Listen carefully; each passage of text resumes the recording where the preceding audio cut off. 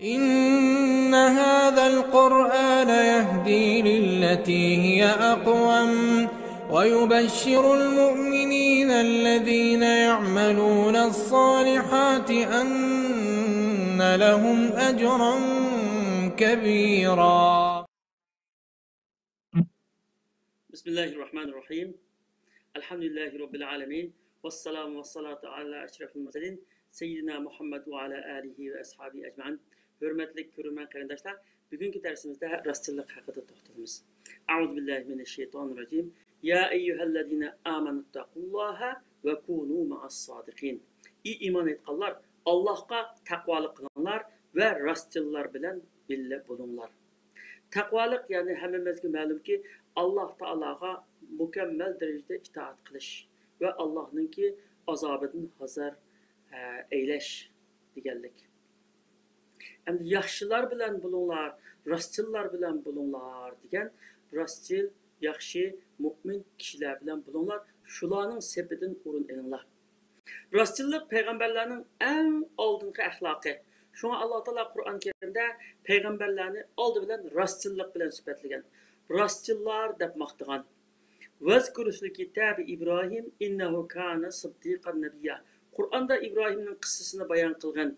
O hakikaten tulumu rastçıl peygamber idi. Vezkur fil kitabi İdris innehu kana sıddiqan nebiyya. Kur'an'da İdris'in kıssasını bayan kılgan. O hakikaten tulumu rastçıl peygamber idi. Vezkur fil kitabi İsmail innehu kana sadiqal va'di ve kana rasulan nebiyya. Kur'an'da İsmail'in kıssasını bayan kılgan. O hakikaten vədisi de rastçıl bir elçi, bir peygamber idi. Peygamberimiz Muhammed sallallahu aleyhi ve sellem'nin peygamber buluştun burunki meşhur lakımı yani Muhammed Emin, rastçıl işencilik Muhammed idi.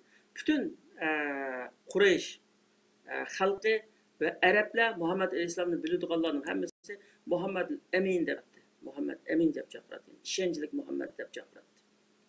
Bu rastçılığının sebebidir. Rastçılık peygamberlerin ahlakı bolğanda yaxşı kişilerin, salihlerin, peygamberlerin hakiki varislerinin ahlakı. Dünyada rastçılıkını ve rastçıl kişilerini söymeydiğin birer millet yoki kanun yoki din yok. Aksice yalgancılar hemmela yerde sökülüdü ve nefretke uçraydı. Bütün din, bütün kanunlar yalgancılıkını çekleydi ve rastçılıkka teşebbüs kıldı. Rastçılık cennetke kirişinin kapaleti. Peygamber sallallahu aleyhi ve sellem bir hadiste rastçılık yaxşılıkı başlaydı, yaxşılık cennetke başlaydı. Rast sözlep hemişe rastçılık bilen iş görgen adam Allah Taala'nın nazarında rastçıl bende dep yazıldı. Yalgancılık günahka başlaydı. Günah dozakka başlaydı. Yalgan aytadigan adam Allah Taala'nın nazarında yalgancı dep yazılıp ketidi deydi. Demek insanların nazarında mı şundaq? İnsanlar mı yalgancılık bilen oturga çıkıp kalgan adamga işenci kılmaydı. O adam özününki işencisini, özünün ademilikini yo'qotgan buludu. İnsanlar yalgancı adamga işenmeydi. Rastçıl insanlara işenç kıldı ve ularga hürmet kıldı. Hem de hadisteki rastçılık yaxşılıkka başlaydı degan söz bilen yalgancılık günahka başlaydı degan sözge diqqatimizde ağdırgınımızda bütün yaxşılıklarının beşida rastçılıkның barlığını bayqaymiz. Goya rastçılık yaxşılıkның muqaddimesi yoki onun unvanı.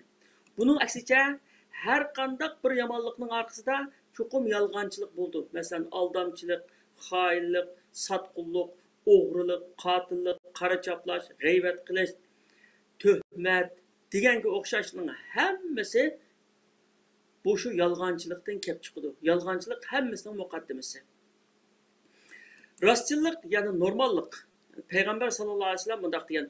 Rastçılık xotirjamlik, yalgancılık teşviştir degan.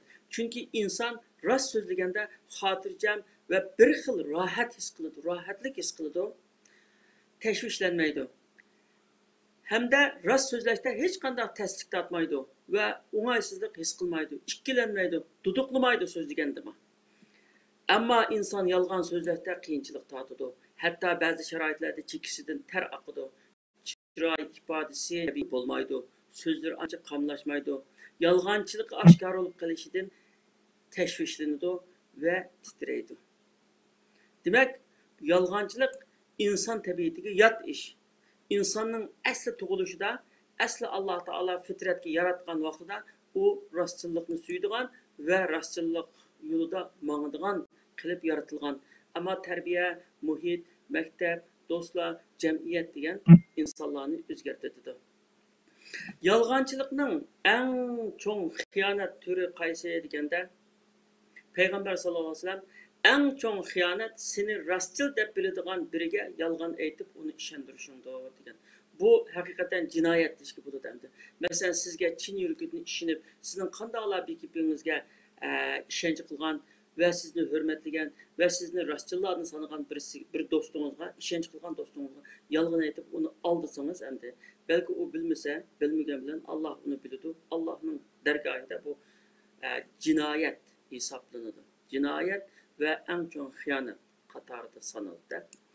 Yalğancılıkның münafıklık bilen boğan münasebeti emdi. Allah Teala Kur'an-ı Kerim'de liyeciyallahu sadiqine bi sıdıqihim ve yuazzibel münafiqin deyip bir ayetinde Allah rastçılığa rastçılığının mukafatını münafıklarını cezalaş için. Yani bu yerde, bu ayette Allah Teala kıyamet günde rastçılarının mükafatını, yalğancılarının cezasını birdiğanlığını bayan kılgan bulup, rastçılının aksi bulgan, yalğancı sözünün onuğa münafık sözü kullanılgan.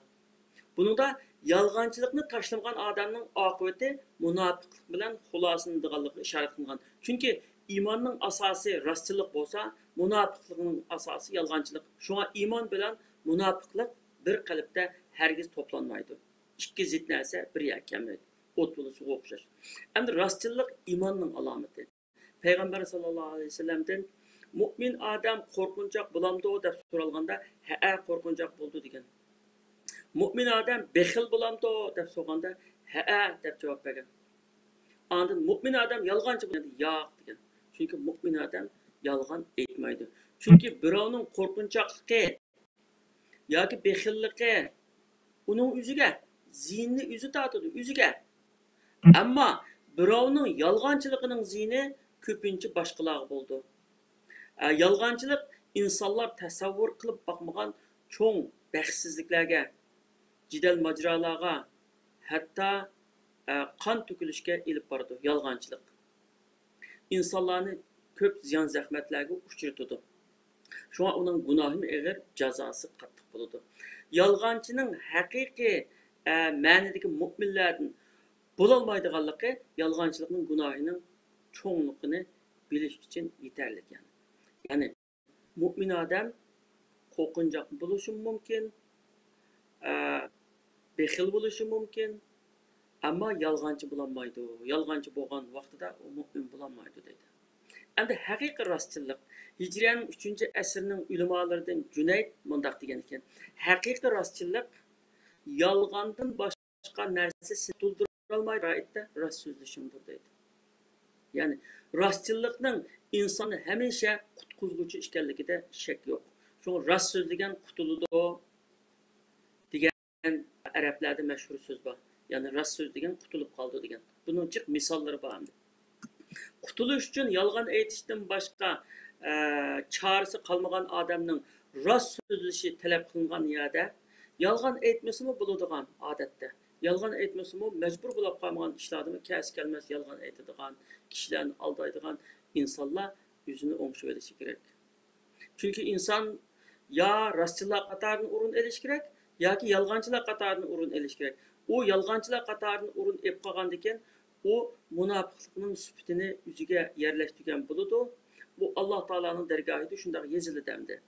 Eğer o peygamberinin yolundan izchilmeyip, peygamberinin ki haqiqiy varisleri bo'lgan ülemalarının nasihatlerini tınşap, yaxshi ölgülük kişilerden ügünüp, yüzünü o'ngshib olsa, u rostchilar qatoridan o'rin oladi. Rostchilikqa odatlanishning nihoyatda muhim yo'llari bor. Masalan, odam o'zida rostchilikni yetildirish uchun aldı bilen Allah Teala'ya takvalık kılışı. Yani her işte Allah'ın körsetkini boyunca iş görüp öz mesuliyetini ada kılışı. Sahtılık kılmaslığı, rengvazlık, şekilvazlık kılmaslığı. yolg'onning xatirini bilishi. Yolg'on aytsam bunda cho'ng xatarlik ish bu deb mushuni unutib qolmasligi. Uningdagi rostchil, taqvodor, yaxshi kishilar bilan hamsuhbat bo'lish, shular bilan aralashish, shular bilan do'st bo'lishi. Ya'ni inson o'zi qaror qildi buni.